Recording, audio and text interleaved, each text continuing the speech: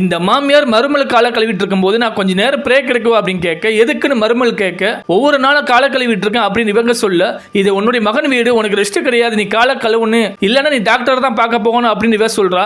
அந்த மாமியார் எதுவும் சொல்லாம இருக்க, மருமகள் டக்குன்னு காலை கழுவுன தண்ணியை மாமியார் கண்ணில் தொளிக்க, ஐயோ என்னுடைய கண்ணு அப்படின்னு சொல்லி மாமியார் சொல்ல, அந்த நேரத்தில் அவனுடைய மகன் வந்துட்டான். இவ டக்குன்னு மாமியார் அந்த சோபால உட்கார வச்சு மாமியார் காலை கழுவுற மாதிரி நடிக்கிறா.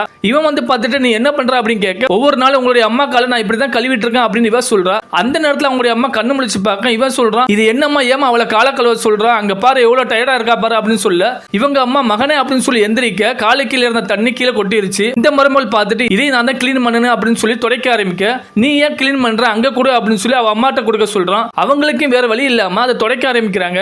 அடுத்த கிச்சன்ல போய் இந்த மருமகள் என்ன பண்றான்னா, சப்பாத்தி மாவை எடுத்து முகத்துல தடவுறா. அந்த நேரத்துல உள்ள வர்றான். இவ பார்த்துட்டு உட்காருங்க, ஒரு டிஷ் இருக்கு சாப்பிடுங்க அப்படின்னு சொல்ல, இவனை உட்கார்ந்து சாப்பிடுறான். அந்த நேரத்துல அவனுடைய அம்மா வந்து நான் கிளீன்